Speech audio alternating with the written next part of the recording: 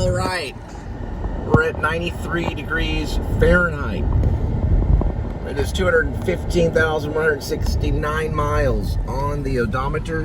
June 20th, 2024. Welcome back to the Please Subscribe show, the delivery edition. I think this might be the third vlog. It could be the second. I'm just going by feel. So we did 2 pre-vlogs. Usually the show is anywhere between 1, 2 to 9 shows a day. Sorry, guys. Yes, Danny Devito, the master. I was talking about him. Romancing the Stone. Brilliant. Check out Romancing the Stone. Michael Douglas. Kathleen Turner. Brilliant. Nailed it. I nailed it. Anyway, these are hard to do, guys, because I do them on a whim. You know, I see an Alfred Hitchcock movie come on the television, like Breakdown. I see that there's 2 versions of it, one with John Hurd and one of the original black and white versions with a great actor that did great in it. Don't know his name, but he was good in it. And one was done in 1955 and the other one was done in 1985. That was a dead raccoon on the side of the road. Butterfly.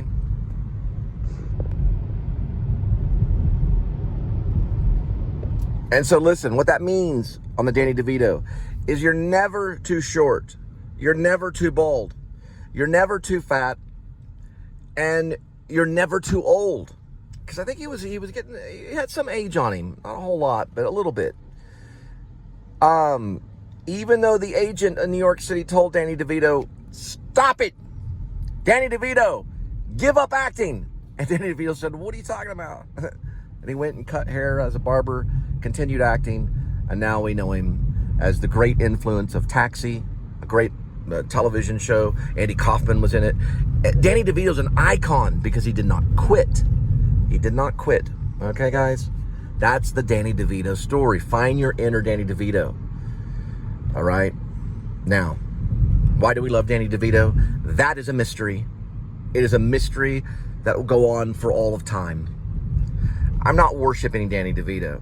I'm just kind of using him as an example of inspiration and to never give up. 614.9, 4.3. Okay. That's from yesterday and today.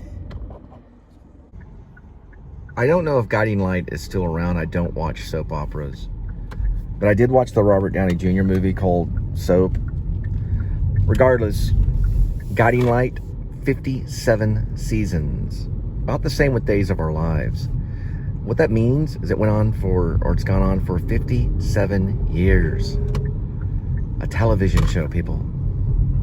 57 years. Pretty good one.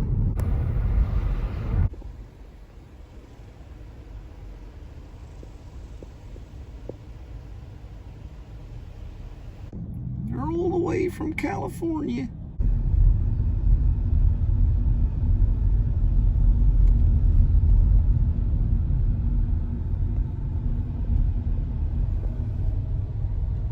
Look at that right there. It's a Sasquatch. See it? Right there. Bigfoot.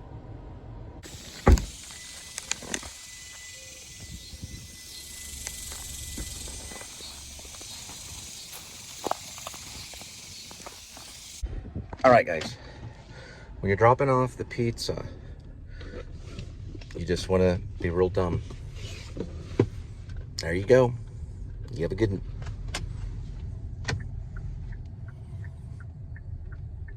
I've tried a million different things. Bad energy words, no problem. Another bad energy word, enjoy. My pleasure. Thank you, baby. Have a good one. Just think of that guy. What was his name? Ernest Goes to Camp. Yeah. But don't be that way.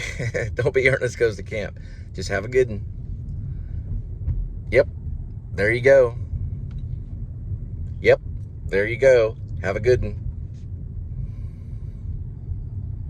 When I worked for the bank, they taught us, my pleasure. That might work at a bank, maybe. But when it comes down to food, you have a good one.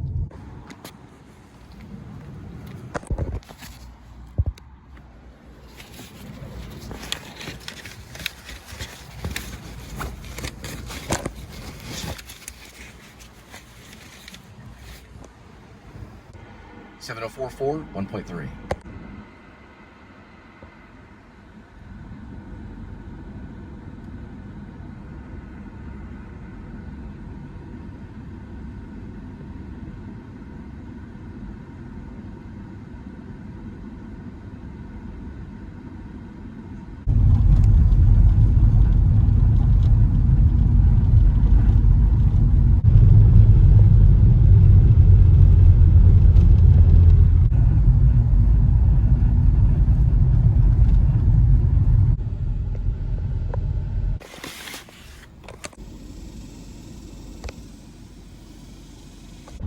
Seven 17 9 3.6.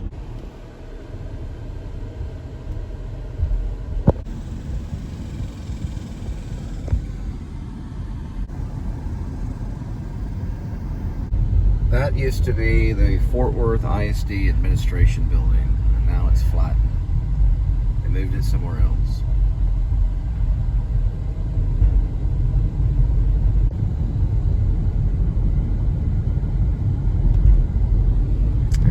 No go-karts today at the Rockwood, which is also mini golf.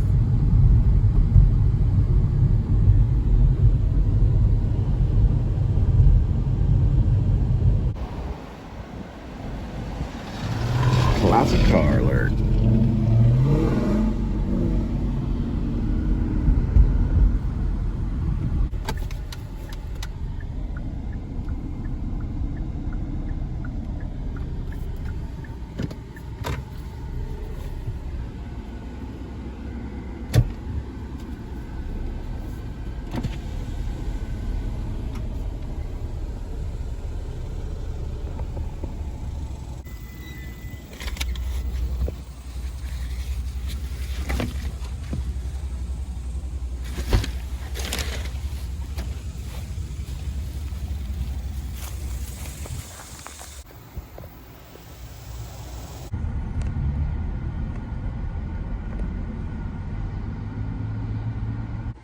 Get an idea of a modern day version of Richard III.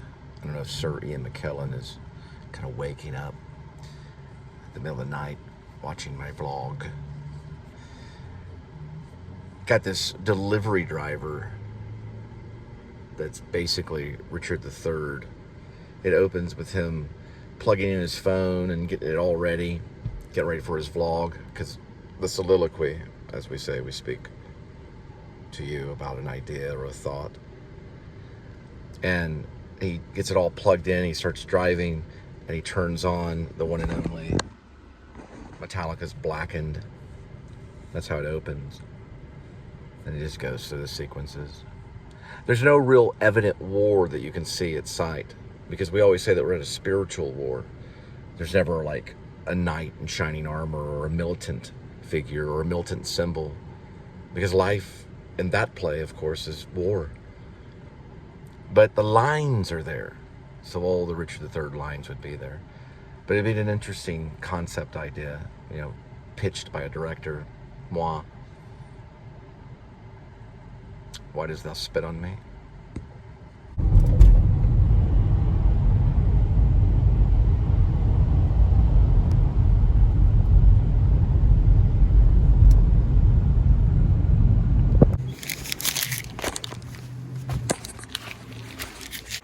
Seven 567 3.3.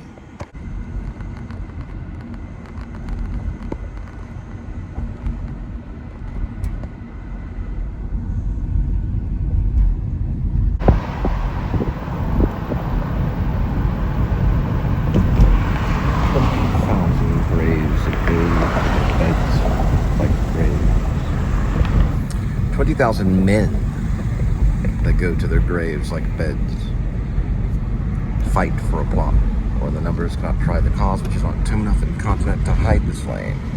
From this time forth, my thoughts be bloody or nothing north. Go-karts! Mini golf, Rockwood. Still at it. Insight. Joy Division's Insight would be good for a Richard III piece too. Modern day. Listens to all these weird songs. Look at that.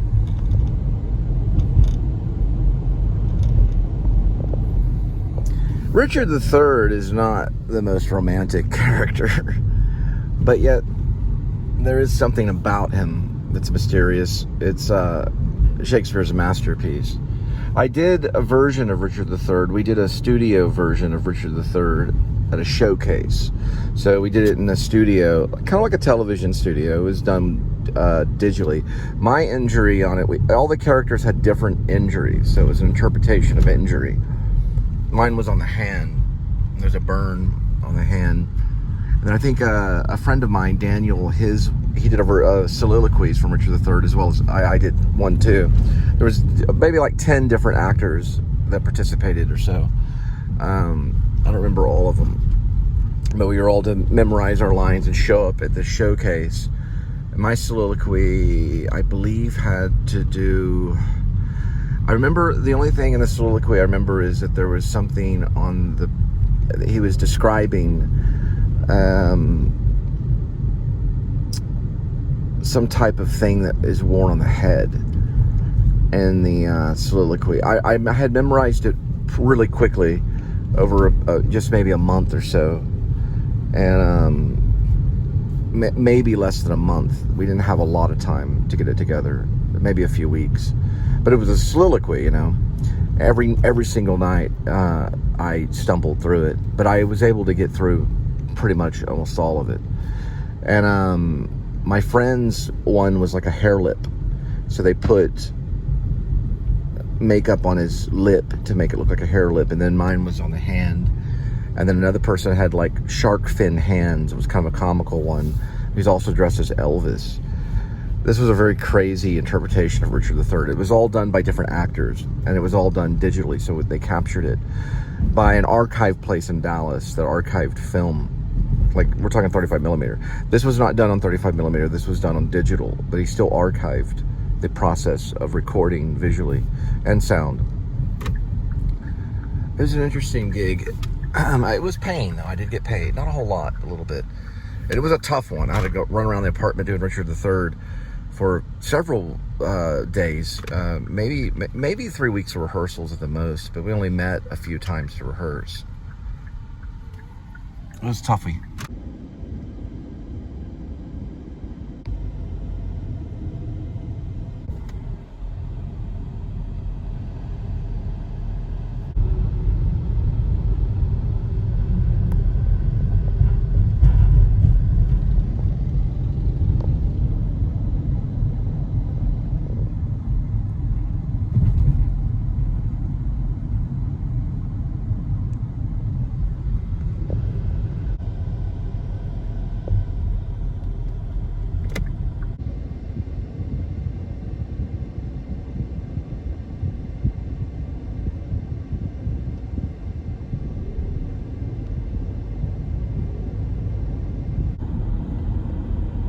That one would actually be very good for Richard III too, another version of it.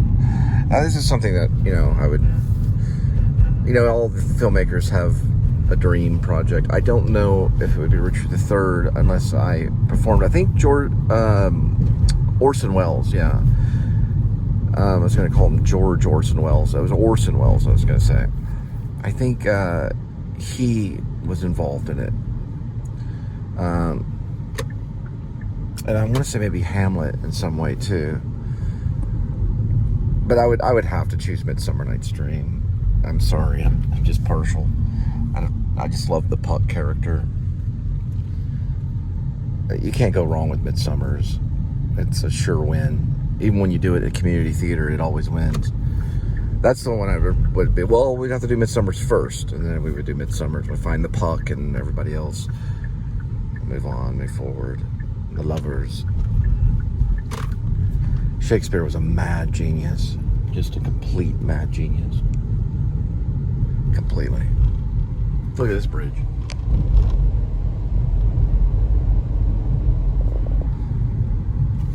Incredible.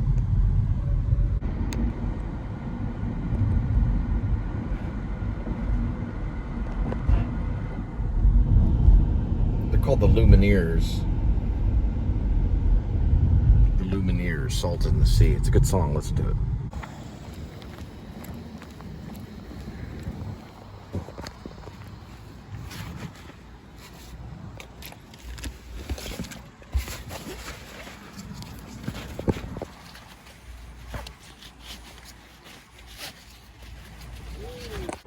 Eight 512-850 1.4.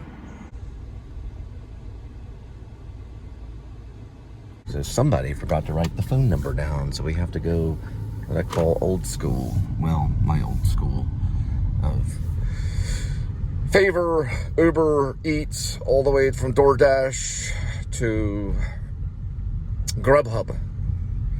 Yes, you're listening to an actor. A former actor trying to land work with the superstars. Somewhere in here, this fortress right here. I've always kind of wanted to do this one over here. Usually they meet at the curb right over this way. I think it's right through here, and there's like an elevator or something. You just wait for somebody. So the little dot says right there. Doop-a-doo, that's what I was talking about, Richard III. Do-do-do-do-do-do-do-do-do-do.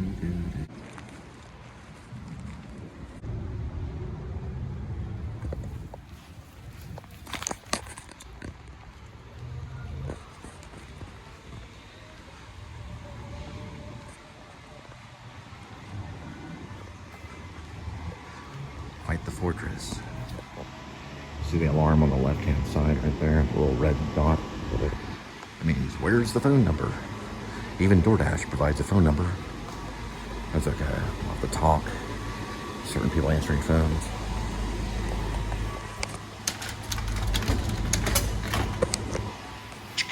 Go.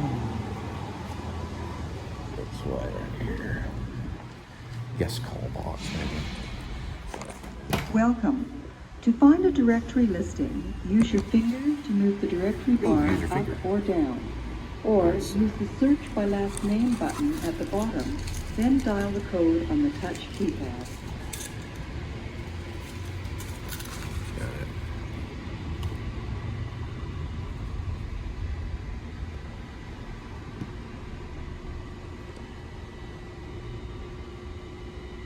Two. Call canceled. 322.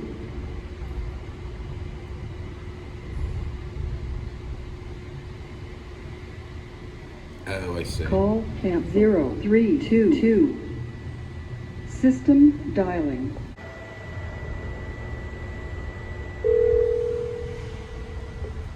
So it's improv, basically, what saves the day. So instead of going, well, I just hope they come out, you basically just call. You find a way to do it. Well, you didn't hear the call, of course, but so now I wait.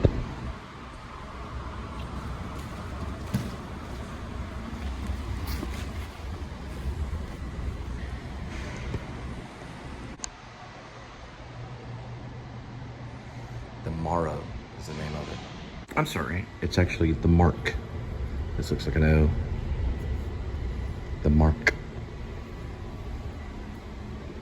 Tomorrow, tomorrow, and tomorrow creeps in my petty pace from day to day. All right, I was able to get that one. Whew.